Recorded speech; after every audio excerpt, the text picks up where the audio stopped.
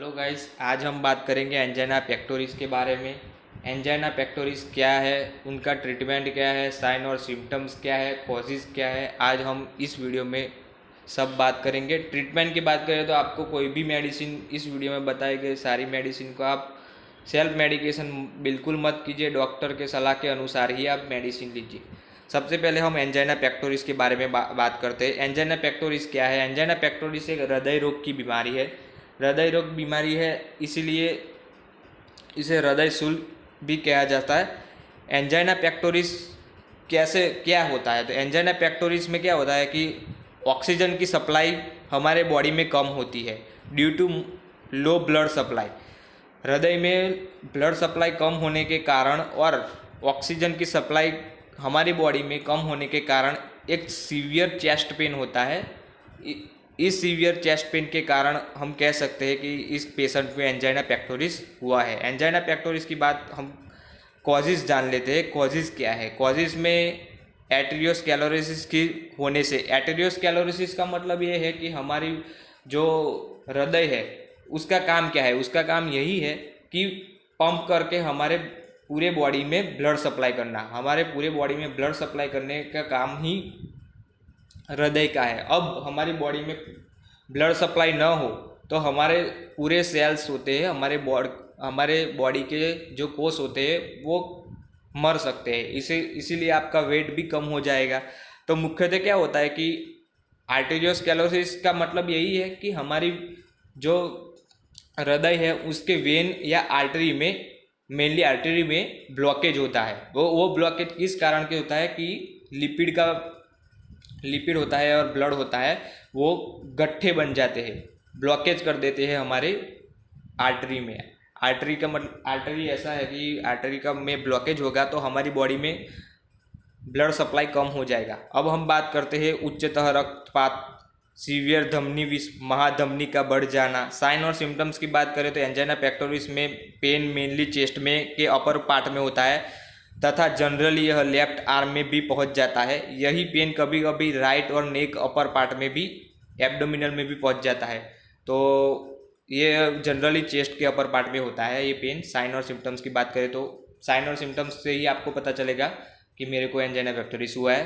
तो angina pectoris में क्या होता है, चेस्ट पेन अपर पार्ट में होता है, कभी लेफ्ट आर्म में भी होता है, कभी गर्दन में भी होता है, कभी एब्डोमिनल में भी होता है। पेशेंट अगर ऊंचाई पर चढ़ता है, पेशेंट अगर सीढ़ियाँ चढ़ता है तो उसे क्या होता है, हार्ट बीट बढ़ जाता है। जब हार्ट बीट बढ़ेगा और वेन और आर्टरी में ब्लॉकेज होगा, आप जानते हो कि वेन और आर्टरी में ब्लॉकेज होगा तो हमारी बॉडी में सप्लाई कम ही होगा, और सप्लाई कम होने के कारण क्या होगा कि सीवियर चेस्ट पेन होगा। ये सीवियर चेस्ट पेन ही हमें बंद करना है। लेफ्ट साइड चेस्ट पेन के साथ पेशेंट को स्वेटिंग होना, ये सारे लक्षण होते हैं। ट्रीटमेंट की बात मैं करता हूँ। ट्रीटमेंट सब लोग एंजाइना पेक्टोरिस क्या है तो सब बताते ही है, ट्रीटमेंट कोई नहीं बताता। ट्रीटमेंट की बात करें तो सबसे पहले आइसोसोर्बाइड डाइनाइट्रेट 5 mg, ये मार्केट में मिलती है दवा, टैबलेट आइसोसोर्बाइड डाइनाइट्रेट 5 mg सबलिंगुअली देनी है। इसलिए सबलिंगुअली देनी है, इसीलिए आपको डॉक्टर की प्रिस्क्रिप्शन जरूर पड़ेगी, तो अभी फार्मासिस्ट आपको दे पाएगा। दूसरा है टेब नाइट्रोग्लिसराइड ओरली 0.5 mg सबलिंगुअली। अगर कुछ समय बाद भी पेन सबसाइड ना हो, अगर कुछ समय बाद पेन ना हो तो टेप आइसोसोर्बाइड डाइनाइट्रेट रिपीट करनी चाहिए। दूसरा है एट्रोवास्टासिन एंड एस्पिरिन कैप्सूल भी ओरली दी जा सकती है। अगर फर्दर इन्वेस्टिगेशन करनी है पेशेंट को तो कार्डियोलॉजिस्ट को रिफर किया जाता है। कार्डियोलॉजिस्ट का काम ही होता है हृदय रोग की निष्णांत। यदि आपको हाइपरटेंशन हो तो निम्न प्रकार की दवाई आप दे सकते हो, जैसे कि एटनेलॉल रोजाना 1 गोली। अभी आपको एंजाइना पेक्टोरिस है और किसी को डायबिटीज़ भी है तो ब्लड शुगर लेवल चेक करना चाहिए। According to report blood sugar level maintain करना चाहिए। लिपिड प्रोफाइल भी देखनी चाहिए। लिपिड प्रोफाइल क्यों देखनी चाहिए? क्योंकि लिपिड के कारण ही हमारे आर्टरी और वेन में तो ब्लॉकेज हुआ है, और आर्टरी और वेन में ब्लॉकेज होने के कारण ही ऑक्सीजन सप्लाई नहीं मिल रही है हमारी बॉडी में। ऑक्सीजन सप्लाई न मिलने के कारण हमें सीवियर चेन पेस्ट हो रहा है। फर्दर इन्वेस्टिगेशन के लिए पेशेंट को हायर सेंटर पर रिफ़र करना चाहिए, हायर सेंटर पर पेशेंट को रिफ़र करना चाहिए। एंजाइना पेक्टोरिस के बारे में हम थोड़ी डेफिनेशन पढ़ लेते हैं। Severe chest pain due to decrease oxygen supply myocardial cell, myocardial cell में ऑक्सीजन सप्लाई न होने के कारण हमें सीवियर पेन होता है। एंजाइना पेक्टोरिस के 3 टाइप मैंने यहाँ पे लिस्टेड है, chronic stable, classical effort, unstable variant. अब स्टेबल में क्या होता है, प्लेग जमा होता है, वो स्थाई वहीं पे वही रहता है, वो वेन्स में ही रहता है। दूसरा प्लेग क्या है कि वो ब्लड के साथ चला जाता है। और तीसरा वेसोस्पाज्म, वेसोस्पाज्म मतलब वेसल्स का कॉन्ट्रैक्शन हो जाना। और अब प्लेग होने के कारण मायोकार्डियल इन्फेक्शन होता है, मायोकार्डियल इन्फेक्शन होने के कारण टोटली ऑक्सीजन सप्लाई ब्लॉकेज हो जाएगा। अब बात करते हैं इन्वेस्टिगेशन कैसे कराए कि हमें ये एंजाइना पेक्टोरिस ही हुआ है इसलिए, और मायोकार्डियल इन्फेक्शन हुआ है, ये सब आप कैसे पता कर सकते हैं। इसीलिए डॉक्टर रिपोर्ट लिखता है CRP, सी रिएक्टिव प्रोटीन। यह कोरोना में भी सी रिएक्टिव प्रोटीन सबसे ज़्यादा डॉक्टर लिख के देते थे कि आप यह रिपोर्ट करवाइए, C reactive protein. C reactive protein में क्या पता चलता है कि हमारी बॉडी में वायरल इन्फेक्शन है, तो वायरल इन्फेक्शन के कारण हमारे ब्लड में एक हॉर्मोन्स जैसा प्रोटीन रिलीज होता है जो इस वायरस को मारता है। इसीलिए सी रिएक्टिव प्रोटीन टेस्ट करने से हेतु से ही आपको पता चल जाता है कि आपको एंजाइना और मायोकार्डियल इन्फेक्शन है कि नहीं। दूसरा है ट्रोपोनिन T टेस्ट, ये भी आपको ये टेस्ट भी आप कर सकते हैं, इससे भी आपको पता चल जाता है। यहाँ पे आपको चित्र में दिए गए वेन्स और आर्टरी में आप देख सकते हो कि काले कलर के ब्लॉकेज लगे हुए हैं। ये ब्लॉकेज के कारण ही ब्लड सप्लाई कम हो रहा है, और ये ब्लड सप्लाई कम होने के कारण हमको चेस्ट पेन हो रहा है।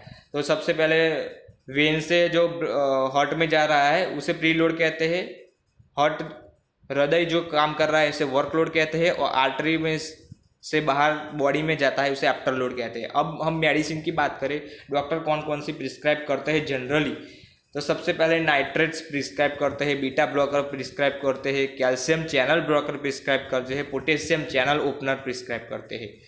अब वेरिएंट एंजाइना है किसी को तो वो कैल्शियम चैनल ब्लॉकर प्रिस्क्राइब करते हैं, उनमें भी नाम डिपिन्स लगता है, डिपिन्स में भी एम्लोडिपिन्स हो। कैल्शियम चैनल ब्लॉकर में क्या होता है, क्लासिकल एंजाइना की बात करते हैं, क्लासिकल एंजाइना में बीटा ब्लॉकर प्रिस्क्राइब करते हैं। बीटा ब्लॉकर में सफिक्स लोल लगता है, लोल LOL। स्टेबल अनस्टेबल एंजाइना में ग्लिसरीन ट्राइनाइट्रेट प्रिस्क्राइब करते हैं। मायोकार्डियल इन्फेक्शन में ये सब प्रिस्क्राइब करते हैं। नाइट्रेस में ग्लिसरीन ट्राइनाइट्रेट, आइसोसोर्बाइट मोनोनाइट्रेट, ये सब मार्केट में available he also. Beta blocker में लोल, प्रोप्रानोलॉल, मेटेप्रोलॉल, एटेनोलॉल। बीटा ब्लॉकर हाइपरटेंशन में भी यूज़ होता है। कैल्शियम चैनल ब्लॉकर की बात करें तो वरापामिल, डिल्टियाजिम, एम्लोडिपिन, निफिडिपिन, ये सब डिपिन वाले जितने भी कैटेगरी आती है ना वो कैल्शियम चैनल ब्लॉकर ही होती है। कैल्शियम चैनल ब्लॉकर का हम मोड ऑफ एक्शन आगे इस वीडियो में जानेंगे। पोटेशियम चैनल ओपनर की बात करें तो निक्रोनाडिल, ये सब पोटेशियम चैनल ओपनर है। फॉस्फेट एस्टर की बात करें तो ये सब फॉस्फेट एस्टर है। मोड ऑफ एक्शन की बात करते हैं। मोड ऑफ एक्शन, नाइट्रेट क्या करता है हमारी बॉडी में जाने के बाद, तो नाइट्रेट CGMP को इंक्रीज करता है, इसीलिए प्रीलोड कम होता है। और वैसोडाइलेटर का मतलब है हमारे जो वेसल्स में जो ब्लॉकेज हुआ था वो डायलेट कर देगा, डायलेट मतलब चौड़ा कर देगा। बीटा ब्लॉकर की बात करें तो स्लो डाउन द वर्कलोड को कम कर देगा, हार्ट रेट को भी कम कर देगा। कैल्शियम चैनल की बात करें तो आफ्टर लोड को कम कर देगा। पोटेशियम चैनल ओपनर की बात करें तो पोलराइजेशन कर देगा। पोलराइजेशन का मतलब है रिलैक्सेशन, हमारा हार्ट का रिलैक्सेशन होगा, कॉन्ट्रैक्शन नहीं करवाएगा। डीपोलराइजेशन का मतलब कॉन्ट्रैक्शन होता है, पोलराइजेशन का मतलब नॉर्मल कंडीशन। प्री और आफ्टर लोड दोनों कम करेगा पोटेशियम चैनल ओपनर। अब हम बात करते हैं एंजाइना में क्या होता है, तो एंजाइना में फर्स्ट ट्रीटमेंट दी जाती है आइसोसोर्बाइट डाइनाइट्रेट। आइसोसोर्बाइट डाइनाइट्रेट न दे डॉक्टर तो नाइट्रोग्लिसरीन भी डॉक्टर दे सकते हैं, और कॉम्बिनेशन में भी दे सकते हैं। और ये सब लिंगुअली लेनी है तो आप उसे पॉकेट में, बेडरूम में, बाथरूम में, टॉयलेट में, ऑफिस टेबल कभी भी आपको ये सीवियर चेस्ट पेन है ना अचानक ही हो जाता है, आपकी बॉडी में अचानक ही सीवियर चेस्ट पेन आता है, इसीलिए आपको पॉकेट में ही रखनी पड़ेगी सारी मेडिसिन। जैसा ही आपको लगे कि आपको हार्ट में ऐसा हो रहा है तो आप तुरंत ही सबलिंगुअली ले सकते हैं। जनरल इंस्ट्रक्शन की बात करें तो avoid the excess sun, reduce the weight, low fat diet लीजिए, आप ज़्यादा फैट वाली चीज़ें मत खाइए। स्मोकर हो तो आप स्मोकिंग करना बंद कर दीजिए। कोरोनरी वैसोडायलेटर तरीके आइसोसोर्बाइड डाइनाइट्रेट यूज़ की जा सकती है, नाइट्रोग्लिसराइड भी यूज़ की जाती है। जीटीएन का मतलब है ग्लिसराइल डाइनाइट्रेट, ये भी आपको डॉक्टर देते ही है। अब एडजस्ट थेरापी की बात करें तो आपको ब्लड प्रेशर देखना है, रोजाना आपको ब्लड प्रेशर चेक करना है कि मेरा ब्लड प्रेशर बढ़ नहीं जा रहा है। अगर बढ़ेगा तो भी आपको सीवियर पेन होगा। पर फिर लिपिड प्रोफाइल क्यों देखनी है? क्योंकि लिपिड के कारण ही हमें वेन्स और आर्टरी में ब्लॉकेज हो रहा है। Blood sugar level, diabetes patient को ब्लड शुगर लेवल चेक करना चाहिए। ये सब सावधानियां रखने की बात है। अब हम बात करेंगे दूसरी मेडिसिन की। दूसरी मेडिसिन आपको ये सब टैबलेट दी जा सकती है। प्रोप्रानोलॉल दी जा सकती है। लॉल का मतलब आपको पता ही है, लॉल का मतलब है बीटा ब्लॉकर वैसोडायलेशन करता है। अब हम बात करते हैं avoid excess amount of T और कॉफ़ी। आपको चाय और कॉफ़ी की सेवन कम करनी चाहिए, बहुत ज़्यादा पी रहे हो तो कम करनी चाहिए। अल्कोहल स्मोकिंग बिल्कुल नहीं करना चाहिए। अल्कोहल स्मोकिंग आप कर रहे हो तो अवॉइड कीजिए सबको। मेंटल स्ट्रेस नहीं लेना चाहिए। साल्बिटामोल, अस्थमिक पेशेंट को साल्बिटामोल का वो पंप दिया जाता है, वो पंप भी आप नहीं ले सकते, अवॉइड कर सकते। अब आपको फर्दर ट्रीटमेंट करनी है तो हीमोग्लोबिन आप चेक करवाइए अपनी बॉडी में, हीमोग्लोबिन फॉर एनीमिया के लिए। थायराइड का लेवल चेक करवाइए, T3 T4 triiodothyroxine, tetraiodothyroxine, thyroid stimulating hormones, ये सब आप रिपोर्ट निकालिए। डायबिटिक पेशेंट के अनुसार हाइपोग्लाइसेमिया अटैक भी हो सकता है। ECG करवाइए, आप इलेक्ट्रोकार्डियोग्राफ करवाइए। इलेक्ट्रोकार्डियोग्राफ होने के बाद एक्सरे करवाइए, चेस्ट का एक्सरे होता ही है। LVH और RHD वाल्व के आपके हृदय में 2 वाल्व होते हैं, साइनो एट्रियल वाल्व और दूसरा AV वाल्व। दोनों को आप चेक करवाइए कि वो कंडक्शन हो रहा है कि नहीं हो रहा है। और ये कुछ ब्रांड नेम की मेडिसिन है, एटनोलॉल है, वरापामिल है, डिल्टियाजिम है, और ये कैल्शियम चैनल ओपनर, आपको पता ही है कैल्शियम चैनल ओपनर भी यूज़ होता है। अब आप ब्रांड और जेनेरिक मेडिसिन की बात करें तो आप सबसे ज़्यादा ब्रांड वाली मेडिसिन ही प्रीफर कीजिए, जेनेरिक मेडिसिन को प्रीफर मत कीजिए।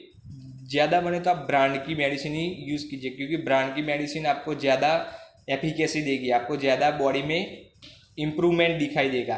क्योंकि ब्रांड की मेडिसिन क्वालिटी चेक होकर आती है और जेनेरिक भी क्वालिटी चेक होकर ही आती है, लेकिन ब्रांड की मेडिसिन ज़्यादा प्रीफर कीजिए और स्वस्थ रहिए। आपको ये वीडियो कैसा लगा, लाइक कीजिए, सब्सक्राइब कीजिए, शेयर कीजिए अपने दोस्तों को और ये इन्फॉर्मेशन बताइए। स्वस्थ रहिए, मस्त रहिए। Bye bye.